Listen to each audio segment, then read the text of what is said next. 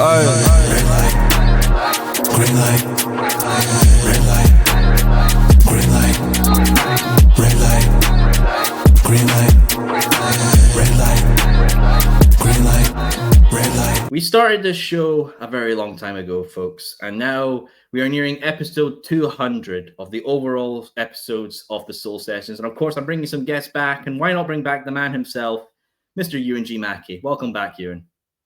Thank you for having me back. So, hey, an absolute pleasure, Euan. And when we last talked, it was the end of 2024. Time was flowing by for yourself. I know. Hey, I just like to see how the progression of time has happened. It's just you can't stop it. The hands of time are ever changing and ever going. But how have you been since we last? It's been quite an interesting last couple of months, though, I have to say. So, like the last time we had to almost draw things to a close because I almost talked too much, but I'll try not to do that this time. But I can't promise anything. So, well, hey, I always like to hear you talk, man. You're a very interesting mind, a very interesting fella. I'd love to just really hear you talk. You've got great stories and great mindset as well for this business. When we last cut off, Euan, from our last episode, we talked about how Scottish wrestling had evolved into this modern age from the past times. And I obviously now want to continue on from that to where we left off. Technically, we've never stopped. We're always ongoing. My hair may be gone. I may be sweating in the suit, but we're continuing on. What are your thoughts about... Well, I was going to say, still, regardless of that you're sweating, you're still the best dressed man in Scottish wrestling. I always say that. I take that moniker with me, my friend, and I hold it very truly to the heart. But I do want to obviously ask on Scottish wrestling now with the many companies that we've had, obviously with the variation, we obviously have, Valor, CPW, APW, Bleeding Gums, Power Pro, this true variation. Do you think Scottish wrestling right now is in its next peak era with the variation we have in the scene? I'd hope so. And I'm saying this as not just to be diplomatic, but I would hope that people watching would understand this. There's enough out there for everybody, and not just wrestlers or people who want to be staff around wrestling, like ring announcers or referees, or even just people that want to do one or two things backstage, like they'd like to work on merchandise or whatever they'd like to do. There's so much out there, and there's a lot for people to get involved with, and there's no real excuse. I mean, there could be an excuse. Someone could say they're not physically able, or they're maybe not socially able, but there's nothing stopping you from getting involved in some way. And because there's so much going on, it makes sense to me for people to embrace that and enjoy that. And the problem is that there will still be, and we know it, we hear it, people who have got negative opinions of certain places, or they've got a reason for leaving one place to go to another. But wrestling is in Scotland. Wrestling is good in Scotland. Wrestling is strong in Scotland. It could get stronger. There could be companies that perhaps make loads of money as time goes by. Maybe they'll start to do really, really well. But as it stands, and this is what I think, when I hear people kind of making their thoughts known about certain people or certain places, I think, have you got one or two places you can work? Have you got 3 or 4 good places you can work? What does it matter? And another aspect of that is there's probably likely nobody that goes around the whole entire scene and works in every place. It's just not possible some nights.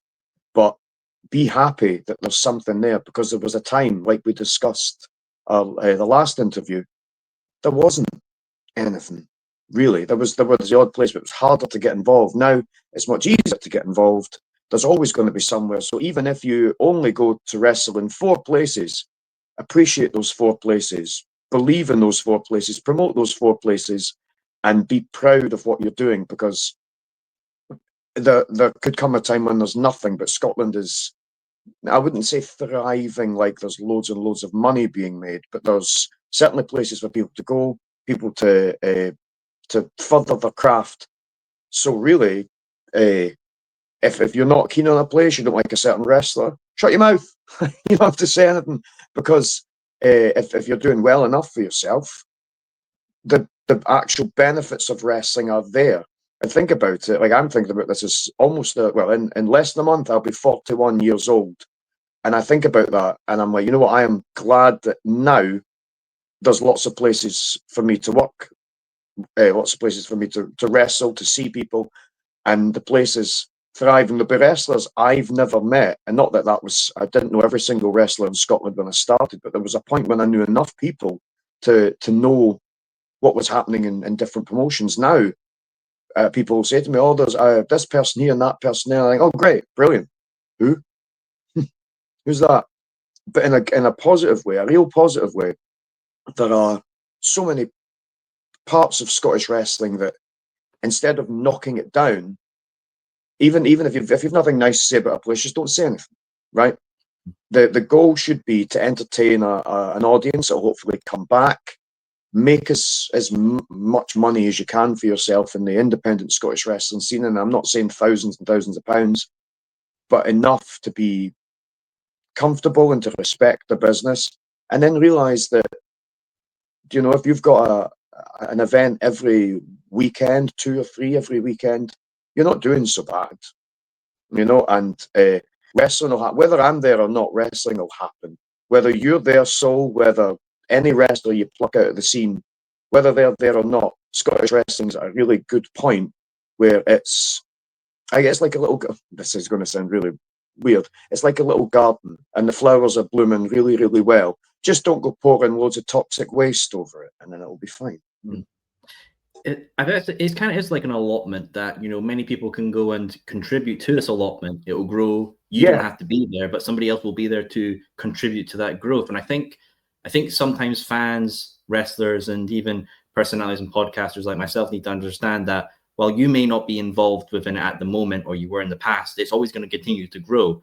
Do you think that maybe there should be like a guidebook or a handbook to navigating Scottish wrestling? Like, nobody's really made that, I feel. Nobody has made like a navigational guide for Scottish wrestling. Mm-hmm. That's one thing that, like, not so much a guide, but what I did like, and a lot of it was done over the Japanese wrestling. I think about when I was younger and I wanted to learn about what was happening in, like, American wrestling. There was always some kind of dirt sheet or some focus where somebody was able to tell you this had happened in Dragon Gate, just say, or this happened in, well, it was Toromon and Dragon Door and El Dorado, all these little things that were small Japanese promotions. And I was able to learn when I was starting to wrestle, and even when I was a fan of wrestling and around about, but before I was involved, I was able to find out about what had happened, what had been the I guess the matches and the rivalries and stuff that had happened. And I thought, wow, I'm glad somebody's actually bothered to write and review some of this stuff. And I think Scottish wrestling could do with something that goes slightly outside of the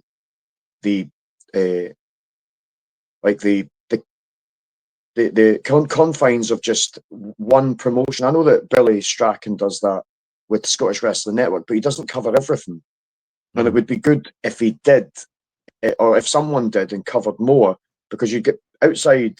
Like, I know wrestlers from Germany and America that would really like to know what's been happening in Scottish wrestling, just because for them it's interesting to see this. To maybe not to them, but like an idea of this country. It's not a tiny country, but a part of the UK, like in comparison to England and Ireland, a part of Europe where there's so much going on and so much to be a part of. I think they'd quite like to see where how things have, to use the allotment analogy, blossomed, germinated, how things have been. And it would be good, not, well, kind of what you said, a guide, but it would be good to see if a little bit of history and a little bit of a small review. And I know these days people need it to all be short form content, and it's got to be quick and snappy and all this. But it would be handy, I think, for a lot of new people in the Scottish wrestling scene. And like you're saying, as a podcaster and you're involved with promotions in Scotland, but it would probably be really good for even someone like yourself to find out about things that have passed or things that are going on. It's news in the scene, and we might all look at it and go, "Oh yeah, I heard that, I knew that," but not everyone did. People will be new all the time. There'll be people from overseas looking in, going, "Oh, I wonder what's happening on this scene. How are what's the ins and outs?" of the environment, you know. So Mhm. that would be Absolutely. good if somebody somewhere just created a little bit more news and looked at various things that were happening. Kind of like how Cage Match does, although there's a website I've not been on in years, so I don't know what they do anymore.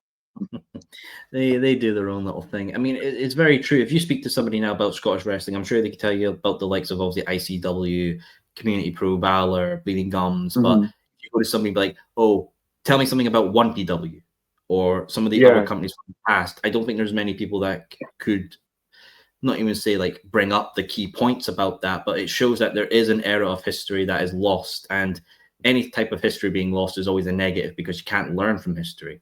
History is always the biggest. definitely.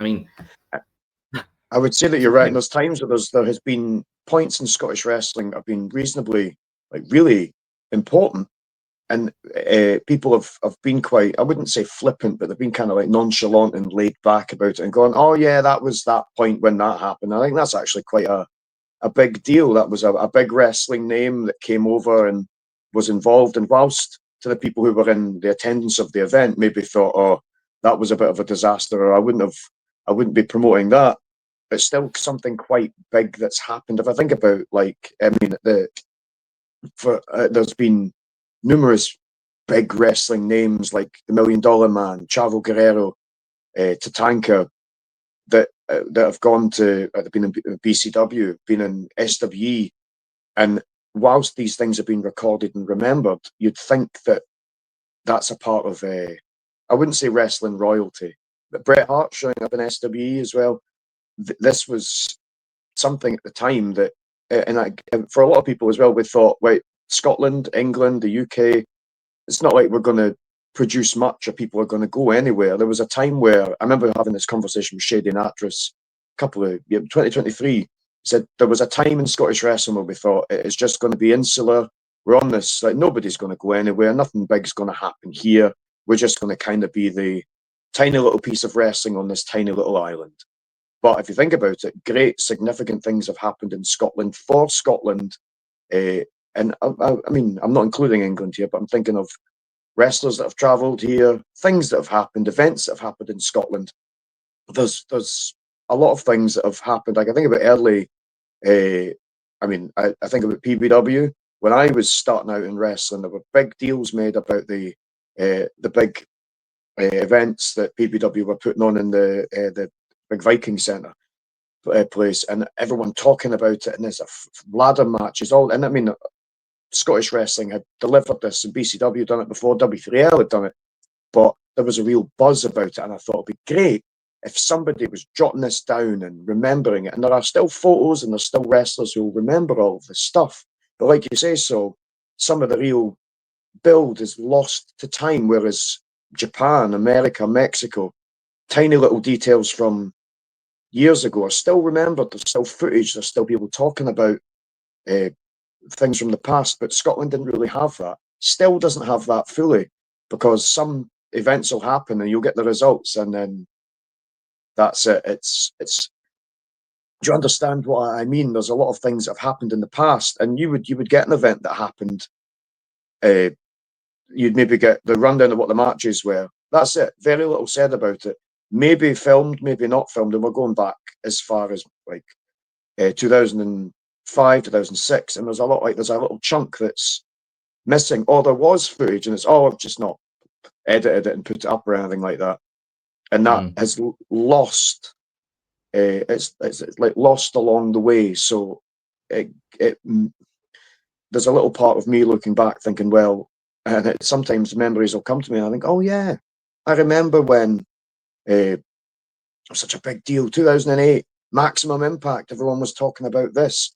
Kevin Thorne came over, all these kind of things, and it just seems to have, not that PBW and BCW haven't recorded what they did with Kevin Thorne coming over, but it just kind of filtered away. And it's nobody's fault, really. It's just nobody was creating this like Scottish wrestling hub at the time to record and be proud of everything that's happened. Because I reckon for anyone to go back, anyone who's new to the wrestling scene could look at it and go, wow.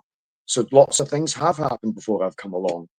And it'd be great, especially for people who have, for example, I have people I know that come up and say, didn't know there was wrestling in Scotland. I think, how could you not know? But then I've been involved with it for like 18 years. So to look back and go, you know what, it's maybe we're not doing something entirely right if it's gone under the radar of some people. You understand what I mean? There's obviously, they know about stuff that's happening in America, could tell you stuff that's been happening in Japan. If I was to say, you've lived here for however many years and there's been wrestling, like 40 minutes that way, and you've never known. So where's, it'd be really good if there was some kind of news source, or at least something that people could grab a hold of as soon as they know anything about Scottish wrestling. Like I get asked by friends of mine, especially when I've been going to my pole classes. There was one friend in particular who was going, is there any where I can watch some of this stuff? Is there any, like, I've heard about this place, but I've not been to any events, or I know somebody who wrestled there, and I think, to me, there's something happening almost every weekend. How could you not have seen this? How could you have missed the posters? Sometimes you'll go into certain parts of Glasgow, certain parts of like Kirkcaldy, there's posters up, in Dundee, posters up, but sometimes I don't think people see it. I don't know if Scottish wrestling screams hard enough that it's there. I think it's fascinating when, for me personally, I can tell you a lot of history on someone like Magnum TA or the Sheik or Onita, but then I will happily admit I will probably struggle telling the history of some old ICW stars or BCW, because with something like Dark Side of the Ring, people love knowledge. People love to know things. That's why like Planet Earth with David Attenborough is so popular, because people love to gain and inherit knowledge. Do you think that these documentary stars of like what the Iron Claw got with the movie, and obviously Soraya's family with Fighting With My Family and the Channel 4 documentary, who do you think would be a good story, whether it's on a company or a single wrestler, to get translated into documentary form or a film format to be that showcase for Scottish wrestling? Oh, wow. Well, there's quite a few of the people that we've spoken about, and these are people that have had interesting stories that they've told me for the last couple of years. But just two people off the top of my head, and I think I mean I might throw more in there, but Red Lightning has always had. He's got loads of interesting stories. Him and Mike Musso both have told me interesting stories about like the Honky Tonk Man and things like that. Especially Mike. Alan Smith, who used to run Discovery. I know he's not really around in wrestling now, but Alan had really interesting stories again about the Honky Tonk Man. But Alan's dealt with a lot of people, and Mark Dallas was someone else who would tell the odd little story. And I think if I'm going to go really far back and think about the Graham Mackay who runs BCW, always had interesting stories to tell about wrestlers as well. And he was never people might disagree with me, but I think Graham would he wouldn't just drop a name. He would tell you something interesting and kind of laugh about it, or something that somebody had, like a wrestling superstar that he'd met, something they'd said or done, and I thought he did it in such a way that I would think, man, that's funny. Or if he was telling me something that was really interesting, and I thought he never said it to me anyway, he never said it so that I would be suddenly aghast and thinking he was Mr. Popular. It was something funny, and I thought, you know what? It would be good for him to sit down and tell a couple more stories, because as a promoter and a manager, he's dealt with lots of people and he's been around lots of people. And when I knew Graham years ago, he'd show me early matches with the likes of Mick Foley, D'Lo Brown, all these people making an appearance in BCW. And he would have a few stories, none that I'm going to really divulge. I'd let Graham do that himself. But, excuse me, pardon me, he would do it in such a way that made me think, he's almost kind of transcended. There's a part of him he'll admit that there was maybe a bit of starstruck. He was a wee bit of a fan. But once he crosses over that, he'd chat about these guys as if they were just regular men, because, of course, wrestlers are still human beings as much as they all act like big children sometimes. But when Graham would tell me, and that's why I think he had very interesting stories, given the position he's been in. And that's somebody I'd like to see speak, as well as Mark Dallas when he was running ICW. I know he's got his own wrestling endeavours just now, but I genuinely think those guys have got really interesting stories. Mike as well. Mike is a promoter and wrestler. He's had some funny stories about wrestlers, and I think he too has gradually moved out of the way over his many years in wrestling. He's moved towards the part of his life where he's realizing that we all get to it, I think, where we think, wrestling is a wee bit weird. The people around it are a little bit weird. And so now and again, you sit down and think, am I weird? And then you meet somebody even weirder. And it happens to be somebody that's reasonably quite famous. So somebody says, oh, have you ever met this guy? And you think, yes. And instead of saying, big fan when I was a child, you go, do you want to know what he did in McDonald's once, just out of the blue? You know, it's one of those strange things. And especially when wrestlers have, I mean, it happens a lot. People do pass on. When people recount their stories, a lot of the time I find it's not so much that he was an icon of mine when he was younger and when he jumped off that ladder. It's normally the banter that you've had, and I think a lot of the guys in the Scottish scene as well would look back. Maybe it's just how the Scottish are. We'd look back to meeting what we saw was an icon, and people are a little bit starstruck, and they speak to a wrestler for maybe 15 minutes and go, wow. He's either really, really regular, and we've spoke about our favorite music, or he's weird, completely and utterly weird.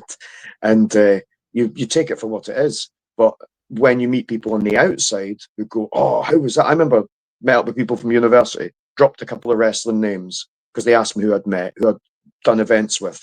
And the mouths hit the floor. They were like, Ted DiBiase, Chavo Guerrero, wow, Rowdy Roddy Piper. And I thought, yeah, Roddy Piper was absolutely off his face, completely and utterly, as you possibly would imagine him to be. But they were still starstruck because this is somebody who was held in like the highest regard for fans to watch the wrestling product. And when you get into the inner workings, it's to learn that these, and this is not to discredit wrestlers, although maybe it is, every other wrestler watching, maybe it is. These are guys that are held as like kind of supermen, men at the top of their craft, big, larger than life stars. And then it trickles down over the years, the ruin takes place, or you meet these guys at a lower rung of the ladder, and they're all strange, or they're all just regular people. But it's even weirder. Like, I could go and say, oh, Soul, for the Soul sessions, we went to this place and he did this thing. It was wild. It was funny. There's more spin to the story when you say, oh, I met Rowdy Piper. He was absolutely off his face. And I went to shake his hand and he just shook my hand for about maybe an awkward 15 seconds. You did great, son. You did great. May all your dreams come true. And then he stopped shaking my hand and I just kind of looked at him as if to say, are you finished? And then I was like, in my world, they do. And he just kind of patted me on the back really slowly and let me go off. And I thought, did we just try and out-weird each other? It was a very strange thing. And I thought, I watched this person on the television for years of my life. And then I meet him and he's crazy. But I think like when a lot of the guys I've mentioned, when they've told me these stories, and I think, man, that banter, it's fantastic. It's outstanding. I think about, as I say, Red Lightning. He had some good stories about the Honky Tonk Man looking for Milky Way magic stars because he had a member of his family, a child that really liked them. So he's going around all the shops just trying to get as much Milky Way magic stars as he can to take back to America because they didn't make them there. Mike telling me a story of him, and I think it was Spike Anderson, waking up at Honky Tonk Man accidentally and him coming out of his hotel room and enraged with them. And I thought, wow, that's some amazing banter. And again, if we think on the UK side of things, I've had Bob Barrett, Blondie Barrett, a wrestling legend, in my flat, along with John Shaw, who's now passed on. That I've like a big wrestling announcer. Everybody knows John. There in my living room at like the end of 2019, and I said to both John and Bob, when they were at the venue, Church in Dundee, I said, guys, if you're staying at mine and then getting up early to get to get away in the morning, that's perfectly fine. But you're going to have to poop now, because if you don't have a shit, my toilet's blocked, and I've been having trouble with it. So I would advise that we all go for a dump now, not together, but we go separately so that we don't need back at mine. And we get back to mine, and John has got changed, but he's only got changed, like he's gone to go to bed, but he's standing there in his vest and trousers at the window. I have a balcony in my flat. So I'm on the 5th floor. So John's admiring the view, and I think this is like in maybe about 3 a.m. And I thought my big, as it's known in Scotland, the big light's on, and John's just staring out into the darkness of Kirkcaldy. And I'm thinking, John, there's going to be at least maybe 1 or 2 people that are still awake. They're just going to see a man a little bit like Rolf Harris looking out of the balcony in his pants and vest just into the darkness. He's like, "Oh, I'm sorry, you and I didn't realise." And he comes back, and then later on throughout the night, I'm in my bed and I can hear movement, and I thought, please don't. I've said don't go to the toilet. Please don't go to the toilet. And Bob later said, I warned him. I warned him.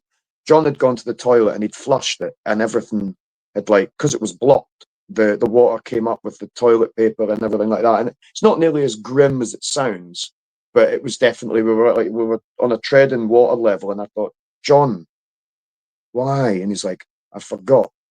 And I thought, you know what? That's such a John thing to do. But it's weird to say that as actual Puritans, people I know who have loved old British wrestling. And these are older guys, like older people I've met that have said, do you know these older wrestlers? And I said, well, Blondie Barrett still wrestled at the time. You know, wow, what was it like to meet him? And I can't say like privileged to walk with him, privileged to hang out and chat to him.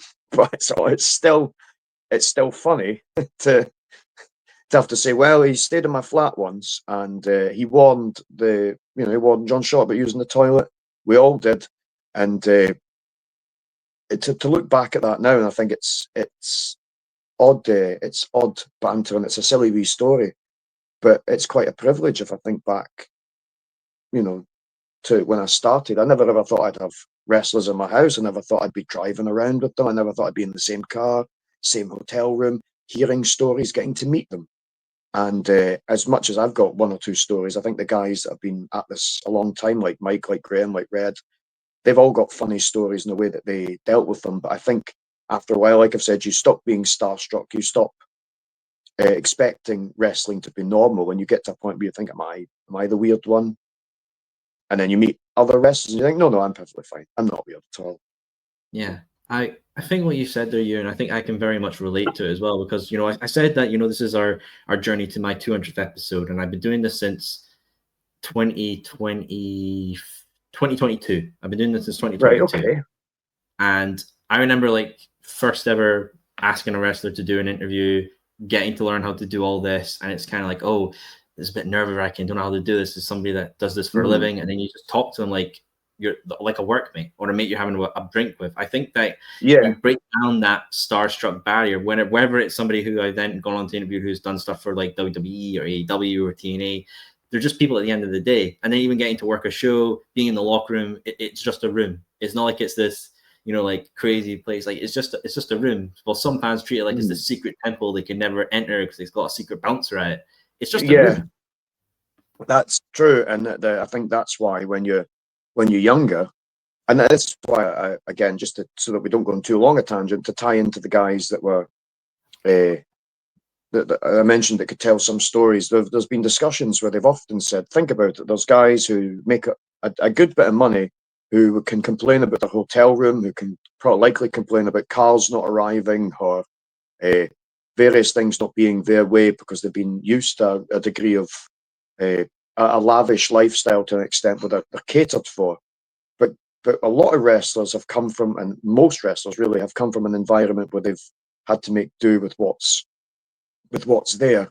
And so there's obviously an aspect where they're quite thankful for anything, be that lodgings, a place to stay. But sometimes I think various wrestlers feel like the rules don't apply to them. I think we're all kind of like that to a degree, and it goes from what you imagine when you're a fan and you're speaking to fans and people who are interested in Scottish wrestling products. They say, like, they'll imagine that I'm walking around backstage with all of my belts, or everyone's walking around in full costume before they go out, and they're all conversing like they would in promos on television or what you see on social media. And I think, no, it's not glamorous at all. But there's that little bit where people are thinking, is it just like the telly?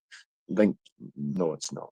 It's far removed from that. Likely, you're not going to see a world champion walking around. He's probably put the belt to one side and he's sitting having something to drink. they're human beings at the end of the the end of the day. I know that's a cliche, but it's funny though to think about where you might have been as a fan who was not involved with the environment at one point, because as I say, with these people that come up and say to me, where can I watch wrestling, where can I go and see it? Oh, there's wrestling everywhere in Scotland. And I always drop a couple of names. Where can I train? I've got a friend who lives in the Lothians. Where should they go? And I think, should I subject this person to the to the wrestling environment by going, yeah, go there, go and do this, get involved? Because I wonder what they'll come back and tell me. But like we've spoken about as well, there are people who have been involved with this long before I was involved, and they have funny stories. And I think now wrestling, especially in Scotland, people are a bit more careful about what they do and they say, and who they allow into various environments.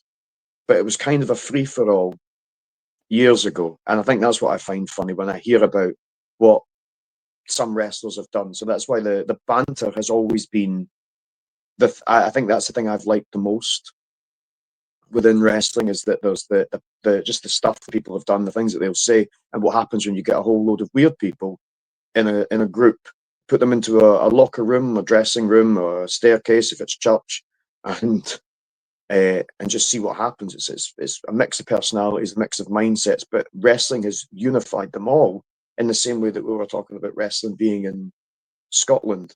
Wrestling is almost like that's not going to die. It shouldn't die, but regardless of what the parts of the machine are that's making it move, they can change. Wrestling will still keep going. Wrestling will still keep going. No matter how many weirdos you pick up, or people that are straight-laced or whatever, and put them in a locker room together, it's almost like an experiment. Let's see what we can do with the people we've got. Throw them in a locker room and see what happens. Hey, absolutely, man. That's just the way it works. Obviously, when you were last on, we talked about your time with ICW, wrestled for them in the past, and obviously ICW is in an interesting era right now. Obviously, Mark Dallas is doing his own things, I believe, abroad. Grado does his own little thing, and obviously Jack Jester's announced that he's done with ICW as well. The company's still going on, putting on great things, like having the NWA World Champion over. They had a great square go as well. Just your thoughts on this new interesting year that ICW can go into, because they've also announced as well that their training school, the Asylum, is shutting down as well, possibly making way for a new school. Just your thoughts on that. Well, like I say, the last time I appeared for them was 2015. It would have been May 2015, I think. And so that's about a decade ago. But I've watched from afar. And I'm not one of those people that's just sat back and watched everything. It's been out of kind of interest. Sometimes it's something that will appear on my news feed on social media, or someone like Colton Davis, someone I know I'll be doing something. And I think, I'll have a wee look and see how he's getting on. For me, I think it's probably I wouldn't use the word essential, but it's good, and okay, I'll say essential for them to find a period where they continue doing the work that they're doing, but they adapt, they evolve to the changes that are required. And I think that whilst I've not been there in years, for a long time it was, and I'm going to say this to the people that did work there or still do, or that don't wrestle anymore. There was a huge hype for people. You could be told you've got 7 minutes to do this, or we require this from you this evening, Euan. I'd go out and I'd do it. Want a promo from me and a couple of moves? Would do it. Running orders changed a little bit. I'm not needed here. You want me to go out and do this? Great. But some people were quite ready to push and try and get as much as they could out of a certain spot that they had, instead of understanding that if you've only got 30 seconds, make it the best 30 seconds you can do, rather than pushing. And in some cases, I don't think anybody was ever reprimanded for pushing the time they had, but there was such a competitive environment that I thought this slightly stifles what could happen in the environment, why people are so pent up, because you're not appreciating how easy it could be to have 2 minutes. And I can remember years ago being part of a battle royal. It was only supposed to be 7 minutes, and I think it went almost 11 minutes to 12 minutes because people wanted to get all of, not just their stuff in, they wanted a showing. And I thought you could get a great showing by doing what we were told by people who know what they want. That's not a dig to people involved in the battle royal. It was such a competitive environment.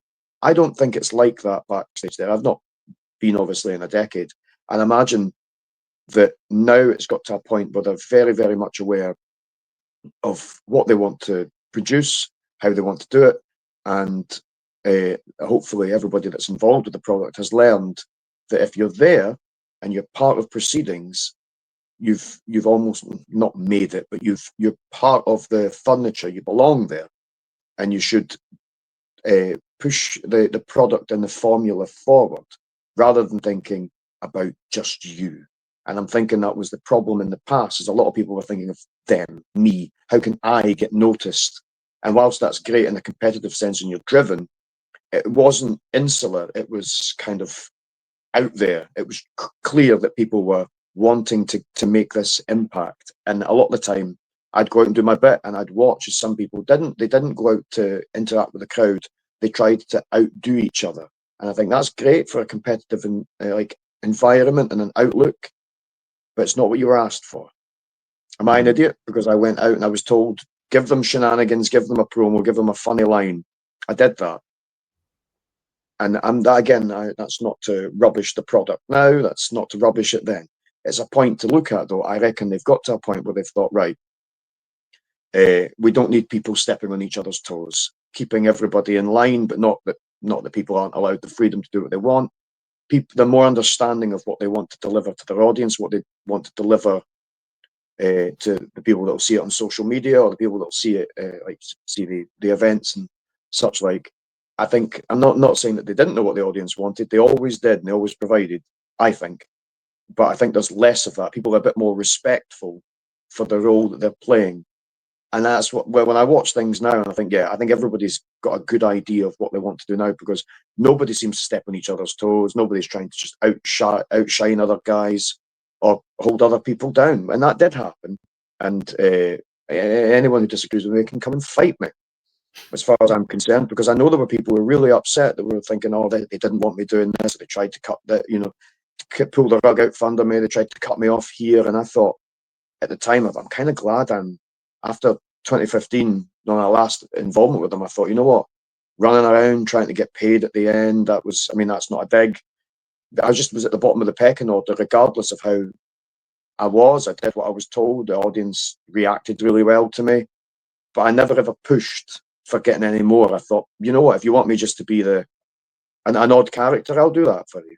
And there was an awful lot of having to matter. Whereas now, when I watch the stuff that I have seen, I'm thinking, I reckon they're all working together for this product. They're not trying to overshadow each other. They're not trying to outshine each other. They're trying their best to push something forward. And I think where they are now, they're all working together to adapt. So I don't think it's a dark period for them at all. I think it's a period where they're gradually. It's like they're having a new haircut, that they've not had for, just like how you've had your haircut. It's like if they've shaved their head just to grow it all back in again and move on. And that's why I think it's a good thing for ICW. And I think it's got from where it was to where it is now. There's no shame in having a product that's modest. Makes it sound like I'm taking a shot. I don't mean it like that. I think they're doing well with what they've got, and they've learned to refine it. That's what I'm meaning. They've refined it and made it what it is just now, which is great. And anyone who's a young wrestler, or even a slightly older wrestler, a bit more experienced, that wants to go there and wants to work, it's a great place to be. At one point, it was the place to go. And if you wanted noticed by anybody, by any company, anywhere in the world, at one point in time, that was where to go. So it still looks good on a wrestling CV. It's a great accolade to have. And you work with a lot of good people, a lot of talented, able people. So I would say that's a positive. Absolutely. I mean, it's a company that really has its mark upon Scottish wrestling, obviously with the people they produce, like Drew McIntyre, Piper Niven, Isla Dawn, Kaylee Ray, so many great names, Joe Hendry as well, Lionheart, the Coffees, Wolfgang, Molly Spartan. There's been a great bunch of people, and obviously ICW is the brainchild of Mark Dallas. I was rewatching those BBC documentaries, the Fight Club documentaries, I feel like it's very much a time capsule, capturing that early Yeah, 2010s eras of what not only Scotland was like, but wrestling was like as a whole. And Dallas as well, coming across that documentary was very human. I love those yeah. documentaries. We watch them. For yourself, Euan, do you think Mark Dallas, not only just including Scotland, but the UK, is one of the most important promoters of all time? I would say so. Although in my way of like my introduction to Mark was the people like Mike that knew him, and Graham Mackay knew him. I remember Carl Conroy talking to me about Mark as well. I met Mark physically met him. I had him on MSN Messenger, but I'd met him physically at a W3L show where he was weirdly in the ring with Carl Conroy, and I think they were going over things they might have done in training years ago, and it was just Mark was just suddenly doing like corner vaults and stuff. And I spoke to him for 5 minutes, and he was telling me about how he ran ICW. Now, Alan Grogan, who worked for ICW, was my trainer at the time in 2007. And Alan used to show me little clips of what they'd been doing at the Maryhill Community Centre, where ICW was first set up. And throughout that, I think I went. When was it? It was a couple of years after meeting just Mark physically. Went with Mike when he first. I think he'd come back. Sorry, to ICW, and Renfrew had taken on his new guise of, instead of just being this kind of angry wrestler that he'd been for ages, he was an angry wrestler in jeans that was doing a lot of hardcore matches and deathmatch style stuff at the time. He was beating Mike up and down and all over the place at the Maryhill Community Centre. And I was actually there with my cousin, and I think it was a cousin, or was it Ricky? I can't remember. I think I was maybe there with both of them. But I can remember speaking to Mark, and then again, I didn't see him for a couple of years until I did a silly little thing on Facebook, which was me. I did a promo about Jurassic Park University College, which is that's forgotten Euan G Mackie lore from years ago when I was in university, where I just fused the Queen Margaret University logo with the Jurassic Park logo, and the dinosaur was wearing a crown, and the logo was like the Queen Margaret one, but in the Jurassic Park writing. It was genius work that my brother had helped me put together, and then I took the actual campus. Well, my brother took it, and I took the picture, he edited it. We put it in Jurassic Park with the cars outside, but also the Jurassic Park cars, along with the actual lecturer cars and stuff like that. But because I was just doing a silly promo, and I was using Kev Williams' little camera that he had, Dallas saw that and thought, wow, I knew that you wrestled, but I didn't know that you could talk. And then that's when he started to have ideas of what I would do in like 2011, as ICW was having its rise. What I realized about the way that Mark is, and the last time I've met Mark was I was going down to England for a wrestling show, and there he is, just in Gretna. He'd been doing a show, and I think he was in Manchester, and he was coming back up. Was that it? He was coming back up, wasn't he? Wouldn't believe I've got company. When Dallas was at remember myself and Jan service station, yeah. He was, it was Gretna, but he was coming up from a show, and we chatted for a minute, and he said, weirdly, I was just talking about you to someone else. And I thought, how weird that we're crossing paths just when you've been speaking about me recently. But what I mean to say is that that's never changed over the years. We met once.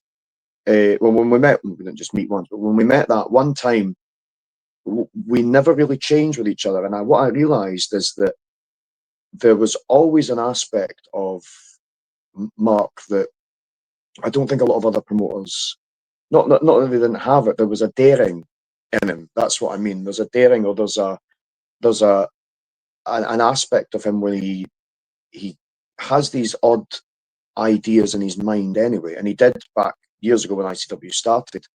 But he's ready to almost mine or cultivate an idea, or to see something, and I think, like in a filing cabinet in his mind, ideas just suddenly get put into various compartments. And I mean, lots of the people that have worked with him will likely tell you. I think he's been really important because of the way that he pushed his product and the way that he is with ideas. It's kind of like how people tell you weird Vince McMahon stories, how he went, leave it with me, or he'll go, that's what we're going to do. Dallas is similar, I think, but with his ideas, he almost I think he spends a while adding like his own flavor to things or his own mindset.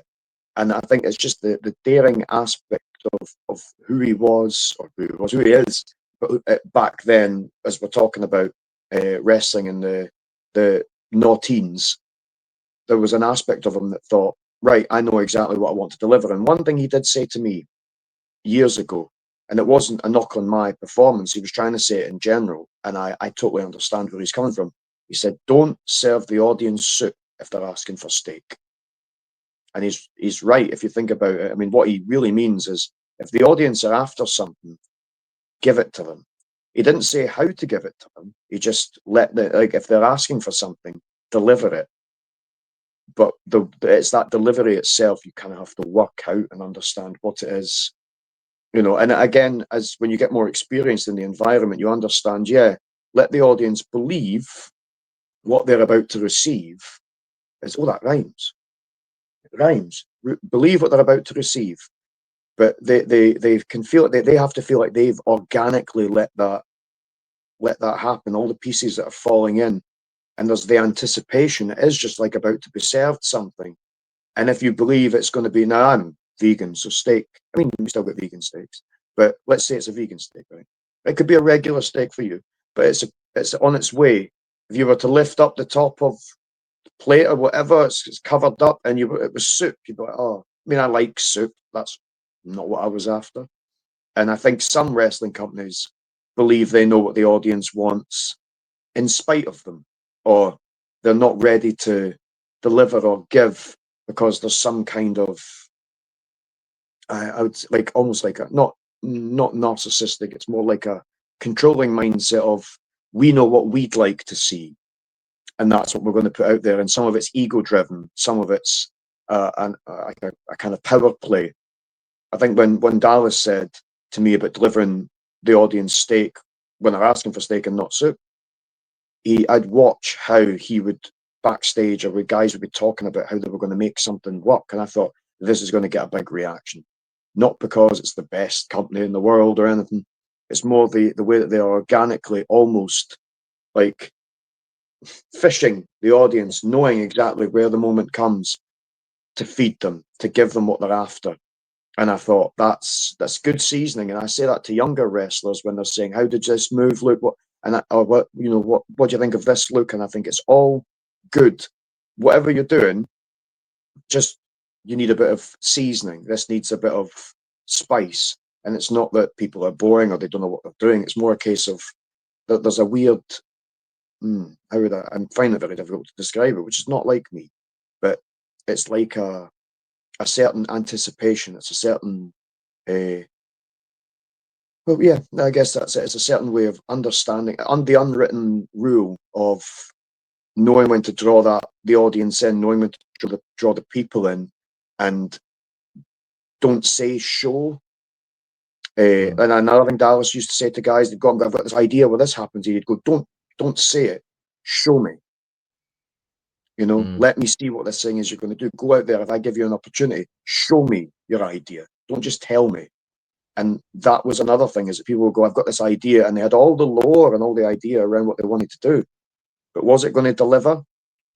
If it was going to deliver, you'd be out there.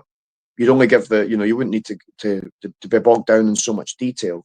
And I think that was another aspect of ICW. People were just so desperate to be involved because it was the big thing, the big place to be, is that they were quite ready to do absolutely anything just to be part of it. And I think that led to that distinct lack of refinement in their own wrestling direction. Whereas Dallas was somebody, I reckon, that would see the potential, see the idea that could work, and was ready to organically bring it to life. And as I say, he's a bit daring. He was ready to go, yes, our audience want this. This is how we give it to them. I could have said that from the start, but it was almost like a ping pong ball going back and forward, but we got there. It's a good game, Euan. Let the mind play, mate. Absolutely, you got to let that happen. I do think as well, it's like that writing terminology, Chekhov's gun. If the audience sees a gun on a mantelpiece in the first act, that has to go off by the end of the third act, because you've teased that, and you got to deliver on that. And I think it just shows that independent wrestling as well gives its bang for its buck. You know, you get so much entertainment for the price that you go there. And I do want your thoughts on this, Euan. We've seen with WWE that they've increased their ticket prices at a good hefty amount, from a couple grand tickets with packages and little add-ons galore. And it really does seem like it's driving out families and the regular fans.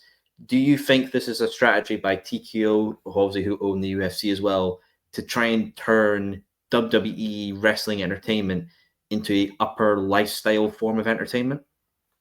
Weirdly, now that you say this, I recently watched an American YouTuber.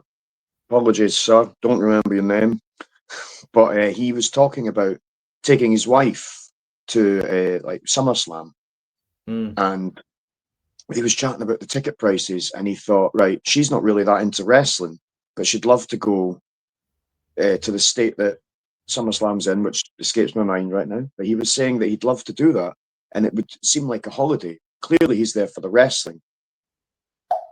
But then he looked at the ticket prices and found that some of the places where he'd be going to have dinner, or he said, is this like the Disney breakfast thing where the various Disney characters come out, because it said superstar appearances. And he said, like when you have your breakfast and Winnie the Pooh and Cinderella show up, is it going to be like that? And then he mentioned that he'd seen some of the packages, and he's been in that environment before, where it's a load of shy men in some of the rooms just eagerly waiting to meet wrestlers. And now it's a huge, enormous cliche that they're all basement dwellers, they live in their parents' basement, this kind of nonsense. But really, you'll be getting people from all walks of life who have wrestling as the through line that combines them all together, the thing that they all like, but they'll probably have very little in common.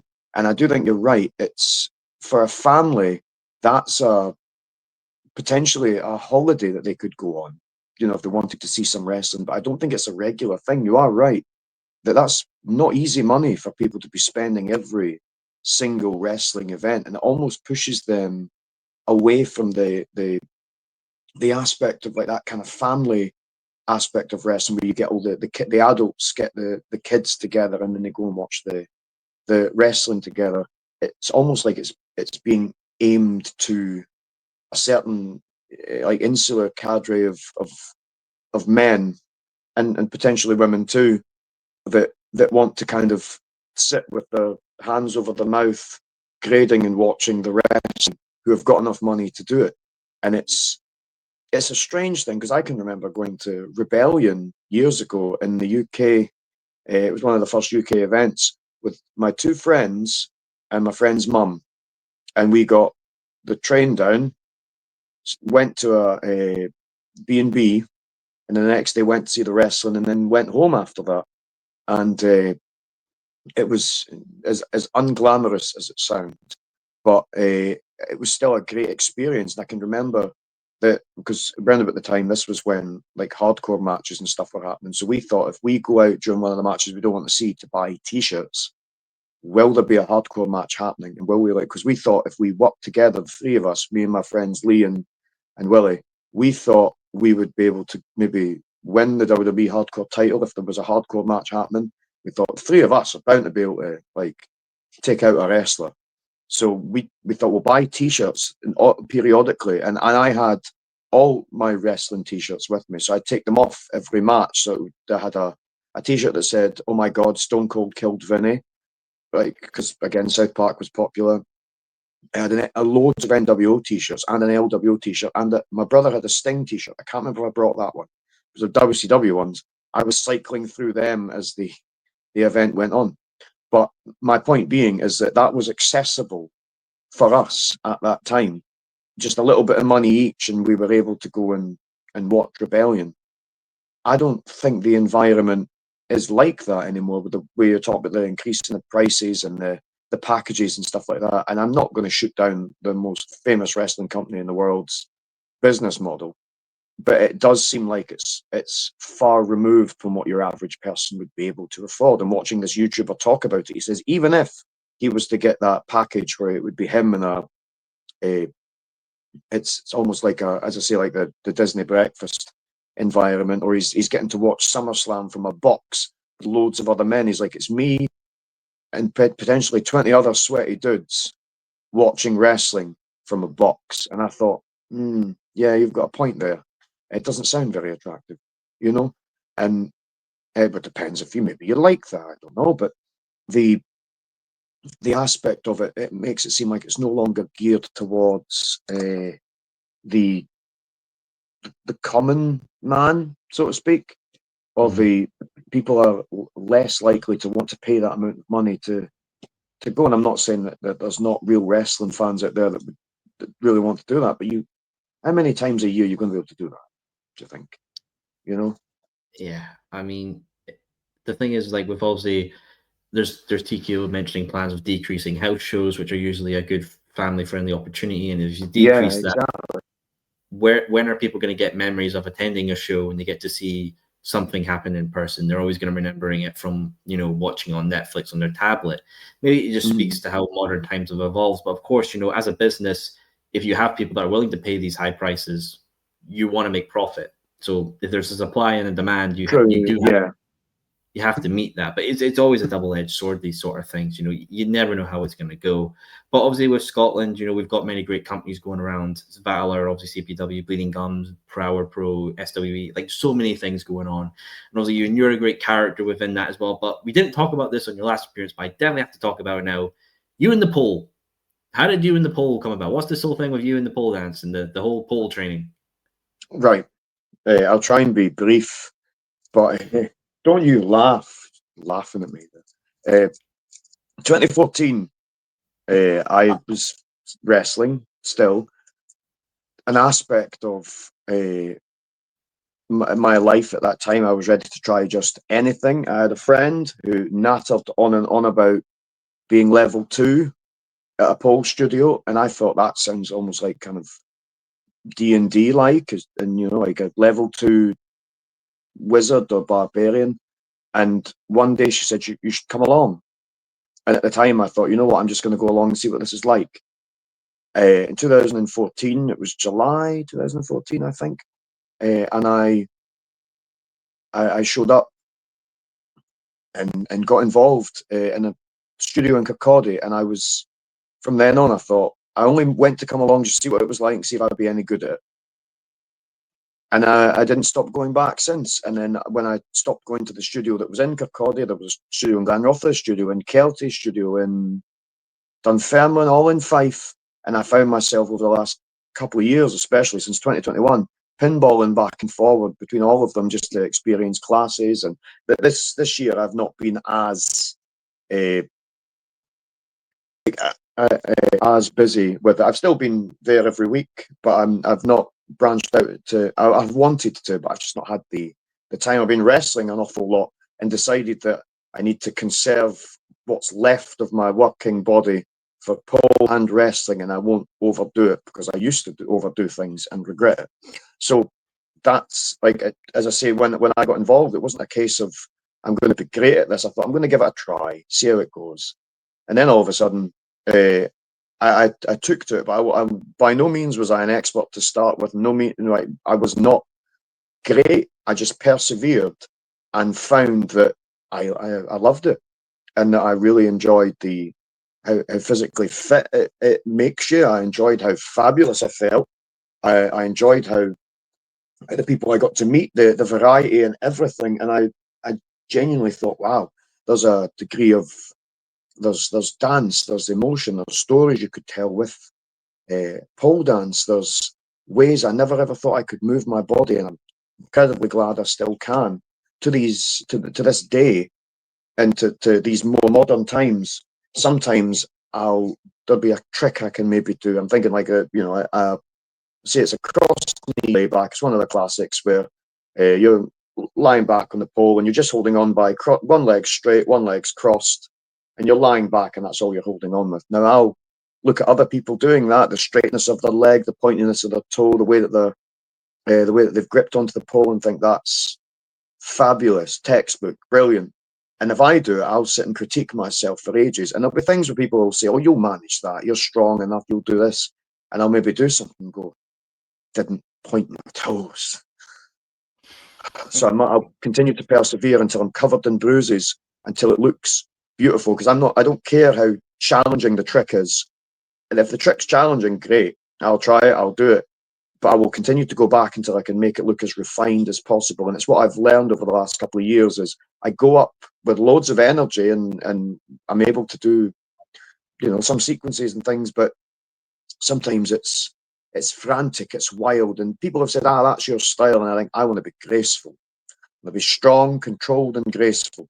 But what that has done for wrestling is it's made me I was going to say adapt. I don't mean adapt. It's made me look at wrestling in the way where things are slow, controlled, adapted, textbook, clean, and realizing we've all got our own styles. A lot of wrestlers will do things differently, but it's really, really good to understand the properties and the delivery of movement, and that's why when I've not done an awful lot of pole routines. I did one at the Queen's Hotel for charity.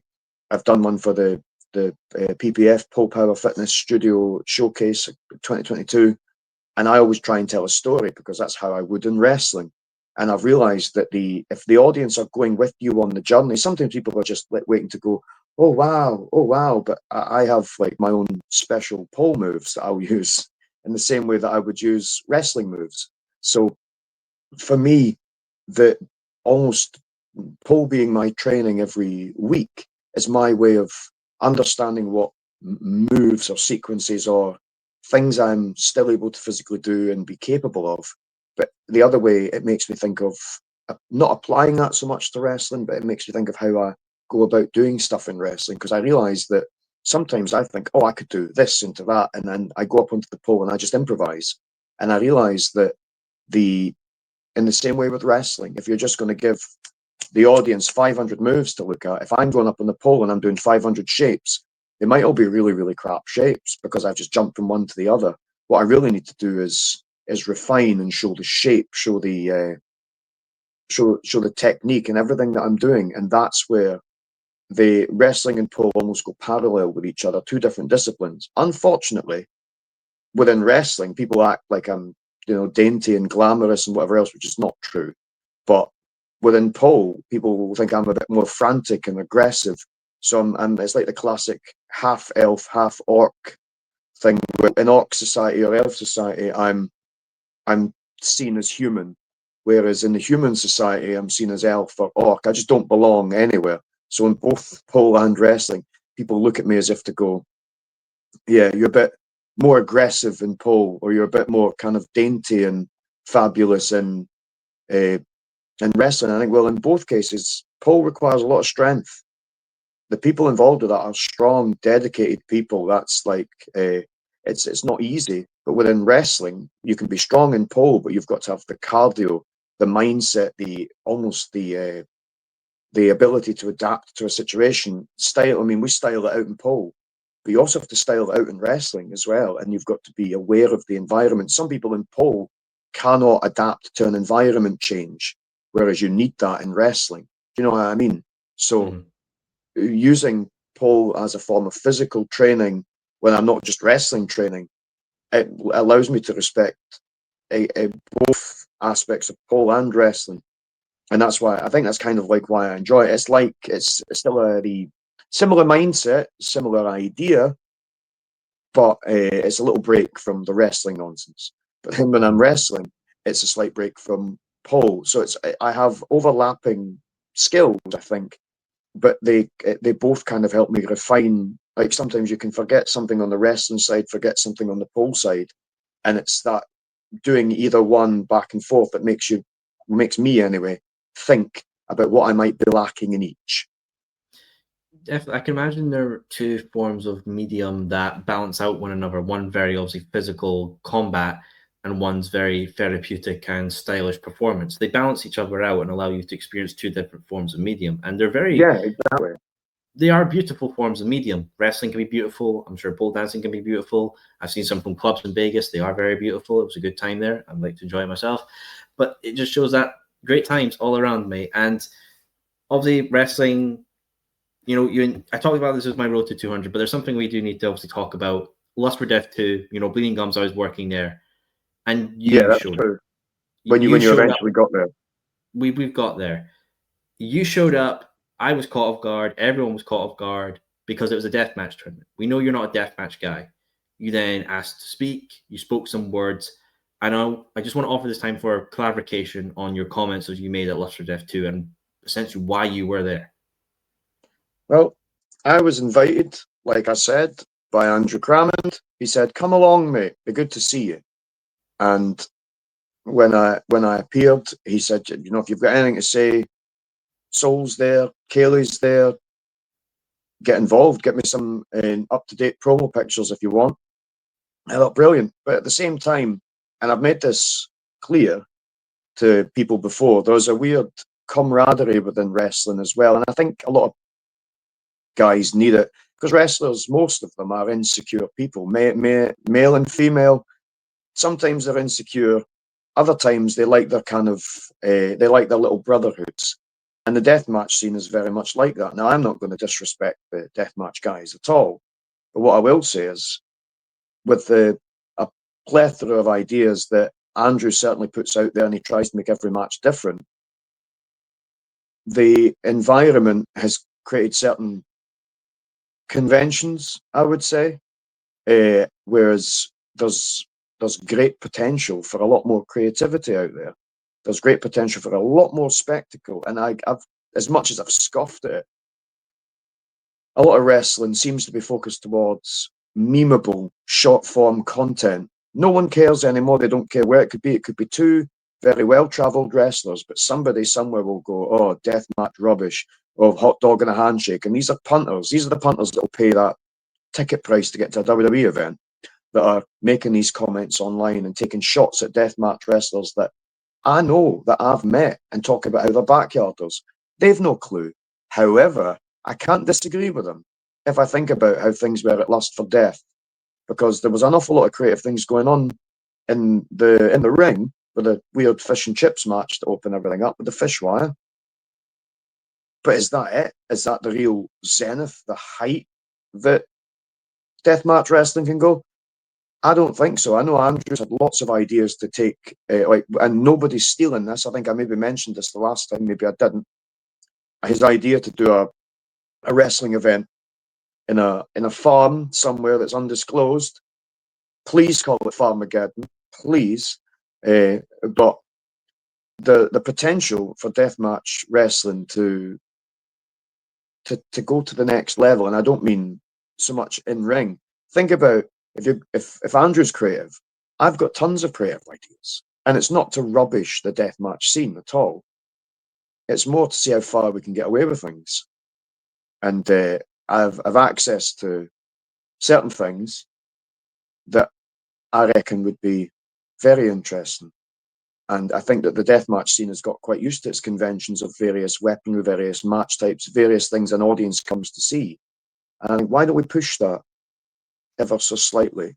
And it's in the same way that people have enjoyed their gore, they've enjoyed their shocking content. And I thought, well, there's always been an element of danger. And back when I was in university, back when I was told your ideas are interesting, but think of the health and safety. You can't threaten to drown an audience. You can't set things on fire whilst the performance is on. And I thought, why not? People get a rush. Why do you think they go to a deathmatch show? We need to really push it to this level where I want people to watch. I mean, you've got Alton Thorne. He made a very good point and said to me that an audience out there doesn't know entirely what it's like to be hit with a steel chair or a light tube, but they know what it's like to be stung by a nettle. And I thought, he's got a good point. When he's rubbing nettles in the face of his enemies, that the audience are able to connect with what he's doing. And I thought, well, there we go. Why don't we bring out the most primal of audience fears right in front of them, almost like a circus of horrors? And I thought, fire. I mean, fire itself, again, people think you have to find a venue that'll allow it. So if it's allowed, though, we've seen Bed of Nails. We need to push that to a point where we've almost got a circus of horrors, a complete armory that wrestlers can go through. And I'm at a point where I'm thinking, well, okay, green light tubes, green and black to go with my logo. I want to make my actual logo out of light tubes, and someone's going through that.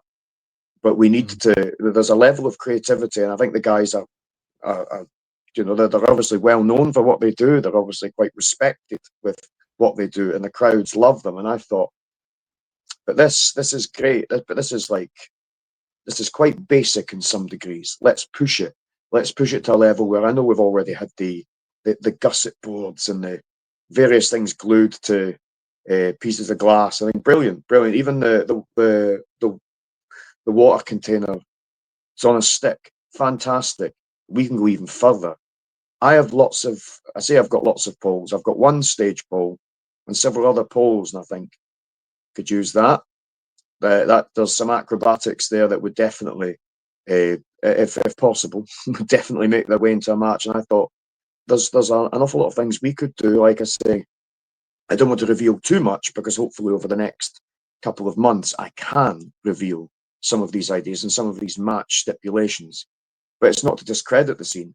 It's to add something more. It's a visceral. I think people already get a real visceral danger thrill out of deathmatch wrestling. Now we take it to the next level. Obviously, I don't want to kill an audience, but you have to understand if you're going to a deathmatch show, you are already in that match. You're already in that show. If you're around the ring, you're going to be part of that match because it's not as if the broken glass, the wood, the blood, it doesn't change its mind. It will come towards you. It does not discriminate. If you're in that crowd, you become part of that match. And so as soon as the doors are shut, you've got to be ready and anticipate anything, I would say. Mm-hmm. I'm going to say something, I'm wondering if you will agree with this statement. Do you feel like you're a man who's seen that there's a mold for deathmatch wrestling and there's people that are happy to fill that mold and keep it the same way, but you're somebody who wants to take that mold, shatter it, form it into something new, that it can't be reformed into the previous format? You really want to change things going on for the deathmatch wrestling scene, if I'm correct? Oh, well, I can't imagine that a lot of people would be happy to hear it. And I'm not saying that what they're doing is old and tired, because it's certainly not. But I think there's such potential to be creative with this environment, and it's only just being touched upon. So I want to do something, as much as I don't want to admit it, that will be noticed by some people to go, hey, that was wild. And it's not a case of just setting somebody on fire and throwing them through a table. It's more a case of pushing it to some level where an audience are going to think, are we part of this? We are seeing something that we've never seen before. And obviously it's not going to be I'm not expecting to be, impaled by a samurai sword or anything like that. Not expecting a live execution, but I'm thinking, take the audience on a journey. And something I loved when I was part in my university course, the idea of promenade theatre, where the audience would actually come with you during the performance. And as you went off through the performance area, the audience would follow. Now, I'm not saying the audience come into the ring, but if they were to understand that the entire building is a weapon, anything, anywhere, any part of the environment is now soon going to be used. That's why I'm thinking, hopefully, if Farmageddon was to become a real thing, this is where we begin. But as I've said, and I keep saying, like I've said, but I'll only say that the ideas that I've spoken to Andrew about, he's liked. I don't want to take away too much, because hopefully it'll happen. But if it doesn't happen, then I've just been rambling on complete nonsense. But there are various little ideas I've had where I think, has anyone ever done this before? If not, we do it. And we do it before. We do it in the environment we've got in Scotland with Bleeding Gums Wrestling. And we make it already, it's quite a big deal. But we do this here so that it's put on the map. I don't have to be the main focus. Nobody has to be the main focus here, but we've got a great group of deathmatch wrestlers, and I think it's the perfect opportunity to try some of these wild ideas out, just to see how far it can go. I mean, I feel inspired now, so that's why I'm thinking we need to push it. So there's red deathmatch staples. The audience love them, and we don't need to up the ante. It doesn't need to be more blood and guts. I don't mean that. I mean, we take you've seen scaffold matches, you've seen inferno matches, right? And all of this seems like frivolous nonsense, I think, but take the aspects of these things and put them in a deathmatch context and use them in a way that an audience has never seen before. And those are the ideas I've had. Hopefully, that's something that we could go with in Bleeding Gums Wrestling. Absolutely. I mean, an interesting canvas, I'm sure you're going to paint with whatever tools you have at your disposal. Obviously, within Bleeding Gums, you are undefeated in singles competition. That is correct. You've never really done this kind of style in Bleeding Gums. Is there a particular preparation you have going into, obviously, with this kind of style that you've seen from the sidelines? And is there a particular opponent that you really want to introduce to this new modern style you have in mind? Well, for me, I think I've been involved in hardcore matches, but it's and no disqualification matches, but the deathmatch match raises the stakes. Everything, you've got your one level of no disqualification, hardcore, and then you've got the deathmatch where things are going to get a bit rougher, a bit grimmer, a bit gorier. I'm not entirely sure what to expect because I've been in hardcore matches, and after a while you think, do you want to put yourself in that situation? Your ladder matches, I've been in loads of ladder matches, and after a while I think, do I really want to take what might be an unnecessary risk? Will I be able to wrestle after I do this? But then I thought an element of deathmatch wrestling is very visceral, is very it's almost primal in some cases, where you find yourself, and it moved to a point where the adrenaline and the intensity is magnified, and I think I have to test myself. I have to see if I'm able to deliver something like this. But at the same time, I realized some utterly ridiculous things I did last year, like a lot of my rebounding splash, my leg drop. I was doing this onto chairs frequently. I was diving onto things. I was diving through things. And I thought, well, if I can manage that and still walk away, surely I can at least try a few death matches to get some of these ideas and stipulations out to see how they go down. Because it would be a shame for me to just leave wrestling in the next couple of years or so and never have done it. And I might say after the match, I shouldn't have done it. But the only way I can ever know is to do it, and to go in with the mindset of, for years and years of my life, I have sat back and overthought. I shouldn't overthink going into a situation like this, because I will just stop myself. I'll overthink it too much and won't do it. And with all the people available in a deathmatch environment, I'd be happy for anybody who ever wanted to step in the ring with me.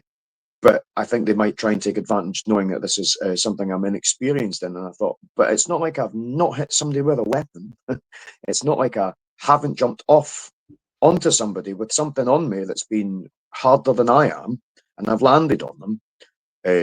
I'm not shy to fall into Lego. Like, one of my signature matches years ago was Nursery Crimes, where all the weapons are replaced with children's toys. Lego still hurts when you fall on it. You know, you stood in a piece of Lego, stood in a stickle brick, sat on a stickle brick? You ever been whipped by a jump rope?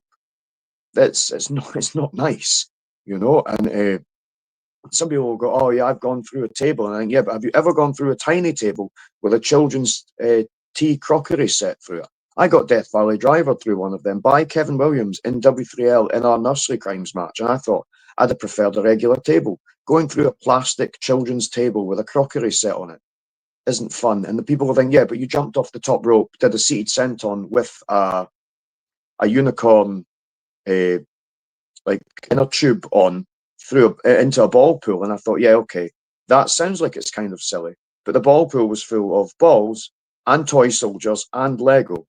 And as silly as it looks, you try getting yourself out of a ball pool when you've got a rubber ring on as well. As silly as it all sounds, it's part of the spectacle.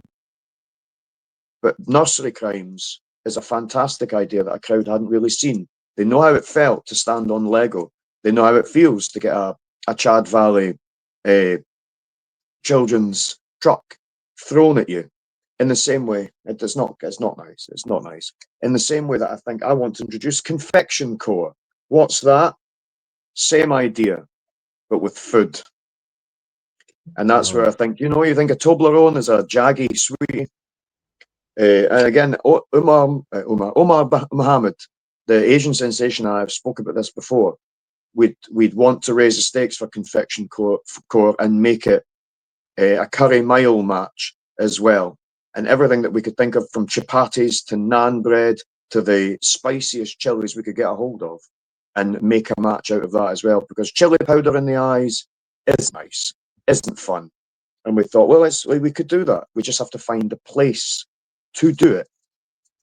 And I think Bleeding Gums would allow that as well. I think that if Andy's got these silly ideas, we get creative. We don't mock what death matches are, but if the audience are going to think these are comical things, they need to see the stunts actually happening. They need to see the matches unfold, because I guarantee you by the end of it, it's going to be slightly different to the bloodbaths they've seen. But that doesn't mean to say that none of this stuff is going to lead to bloodbaths either.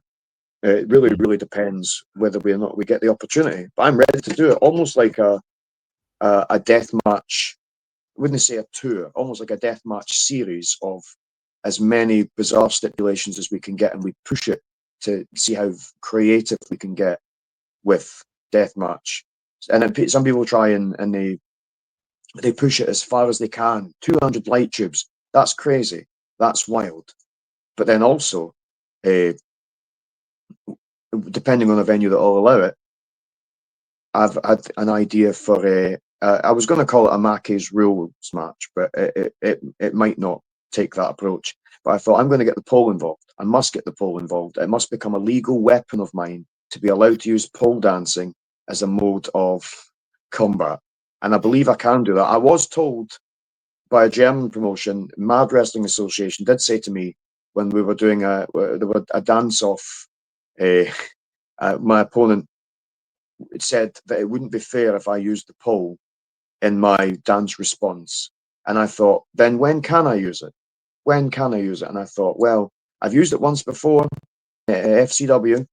I used a pole in my entrance, but I also used it to gain the upper hand over Johnny Lyons by nipping over the pole and then swinging around and kicking him. And I thought, a stage pole, I can move that. That could be a legal weapon. If I can get to it, I can use it. You've got too many something on a pole matches in wrestling. And I thought, how about Euan uses the pole in the match? With M-Dog 20 did things years ago like that. But I'm thinking, he never ever really did too many pole moves. So there's a couple of things I could do. If the pole was made legal, then that would be an interesting stipulation. I'd love to do that.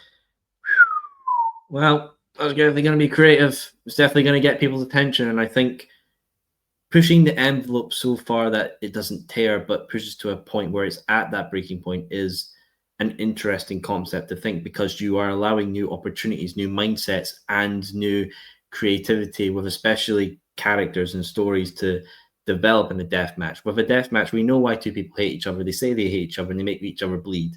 But if you make them think, make them second guess themselves, or add that mental mind state to it, it can be very interesting. So I'm very interested to see what you do, Euan. I'll definitely keep my eye on what you're going to be filing up. I certainly think so. If you think about and it's again recently, Necro Butcher was on the last Bleeding Gums show, and he had a tendency to sit down with his opponent and just hit them as hard as he could. And I thought, I get it, brilliant, we can hit each other hard. But here's another thing: if we're having a confection core match, we sit down and if you're going to take it that far, we will find a point in the match to sit down and eat the hottest chilies we can between myself and the opponent as far as we can go, and then we continue the match after that's spiced up just to see what will happen. So I'll make sure there's plenty of milk there for you. I'll definitely make sure that's on standby. Oh, good. Oh God! And then there was a similar match. Renfrew did this with Jimmy Havoc, where they had it when they did British rules matches with the rounds. Mm-hmm. And at the end of every round, I think they were given pints of vodka to down. and they got progressively more inebriated as the match went on, and it took them to a level where neither man was probably going to be able to continue wrestling, never mind actually trying to beat the other one. They were I mean, they certainly could stand, but whether or not they were going to manage to continue to do anything is another story. Wrestling really is one hell of a pick and mix. You never know what you're going to get, Euan. Ain't it just, brother? And honestly, I appreciate you for coming back on this journey to 200 episodes of this show. I'm very grateful for what you've done. Getting a great chat as always. I'm humbled and honored for having you back on, my friend. Thank you truly for this experience. I appreciate it, man. It has been an honor to be part of this. And I'm delighted that you've made it this far for this many episodes as well. And you've spoken to so many different people from all around the wrestling environment and worldwide that it really is. It's really legitimized and raised the profile of your podcast and your interviews as well. So it's something to be proud of as well.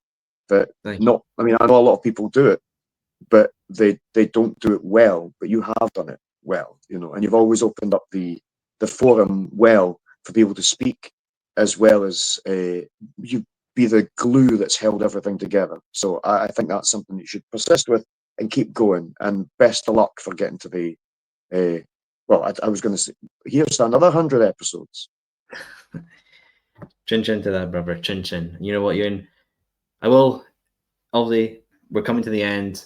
Let's down this. Okay. Oh, good lord. Let's find back. Tiresome days. Final question, my friend. We're halfway through this year, and obviously, time always moves forward. You know, as I say with this show, every guest has a story, and every story has a beginning, but every story has an end. You mentioned there, you know, you want to keep doing this for a couple more years. If you feel comfortable, I'd like to know, have you ever thought about the end? In general, yes. I have thought about. I have done, and I watch a lot of the. And again, I don't really need to drop names. You know the kind of wrestlers that say, "I'm done," and they come back. There's a certain, and not even a rush. I'll tell you a wee story, and this will maybe make some sense. Now, for anybody who's watching this, they'll also know that for 20 years of my life, I've worked in care, different degrees of care, people with different needs. And in 2018, I was about to step out to an event, and to a match. Sorry, I was at an event, and I'm about to step out now. That last week had been a difficult one in my regular life, for work, for life in general, and I hadn't let it bother me. Well, I had. I'm lying, but I hadn't let the world know. There was a beehive of emotions going around my entire body, and I'd been quite low energy, and then I was about to step out to wrestle, and I'd already my opponent was already out to the ring. I knew what to expect. I'd been to the venue loads. Nothing too different, you know. But there was this moment where I thought everything has felt wrong, except wrestling, right? And as soon as my music hit and the audience reacted, I felt the reaction. I'm not, oh wow, I'm a big star. But the reaction they gave me made me think, wow, you could be told you're not required in your care job. You could be shunned by friends who you're maybe not seeing eye to eye with. But you have a duty now to all these people, and there's maybe only about 250 of them to 300 people in this. So that's still a decent number in this show.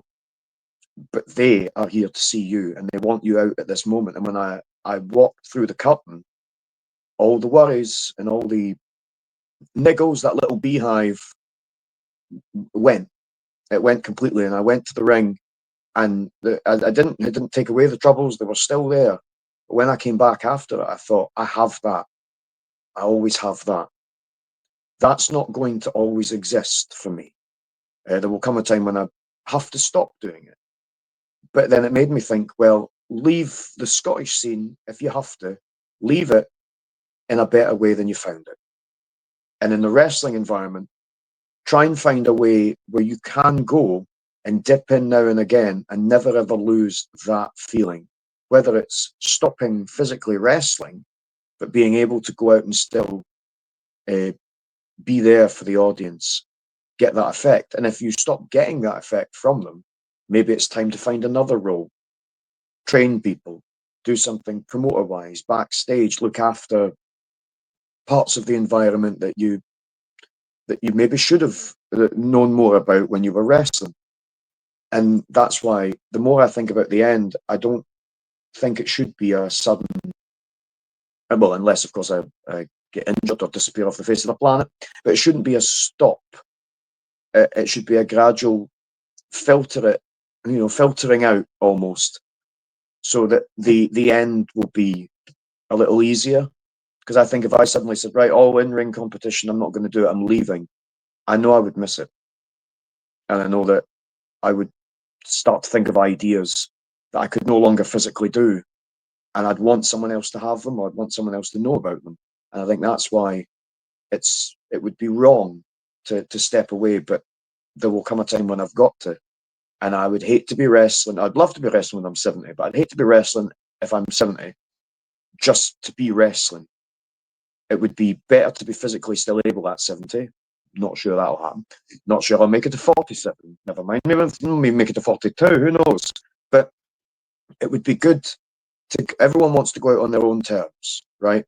But at the same time, when it's clear to me that there's certain avenues within wrestling I maybe shouldn't go down, then that's when I should draw back. But always keep that little aspect for myself. Like I say, as soon as I stepped out, suddenly those problems were gone, and I went out and I did it, and I realized that this is what you wanted since you were 10 years old. You wanted this, and you have it in this capacity. Go out and do it, because it's there.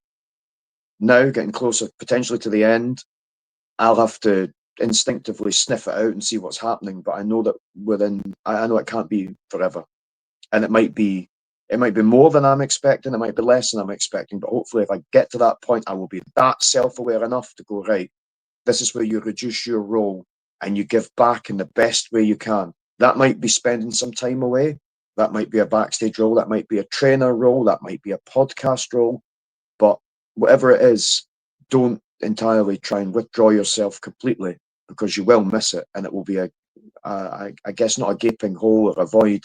It will be a part of my life that I don't want to look back on and go, man, I shouldn't have left when I did. I shouldn't have stopped.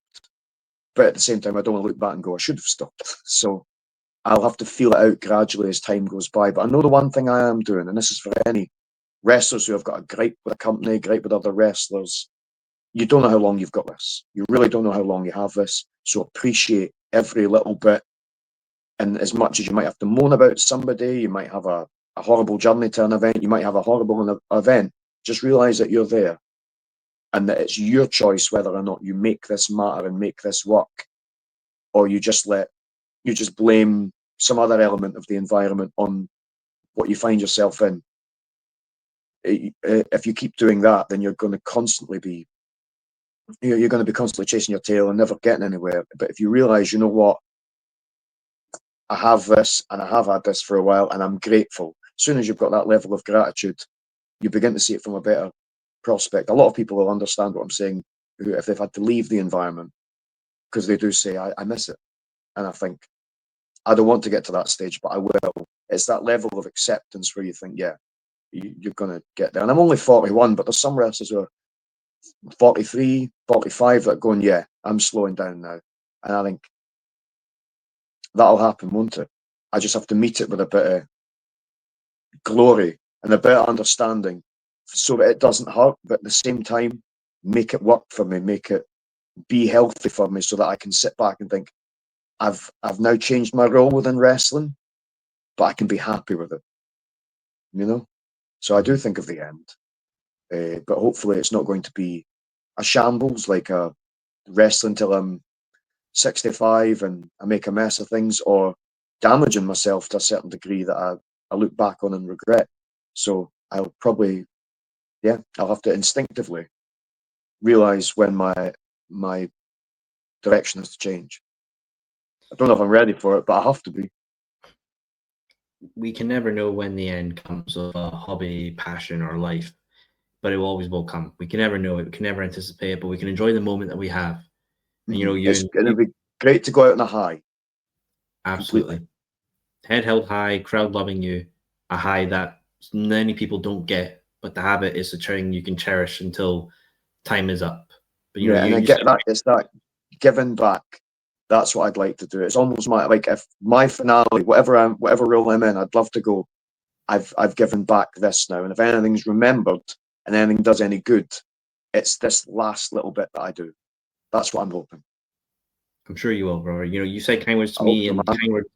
kind words to you. You've done good for me. You're a great chat. You're a great man, a great person. I've seen how you produce yourself backstage. You're a great element of this scene. And, you know, this drink may be done, but I'm a magic man, so I can always procure another.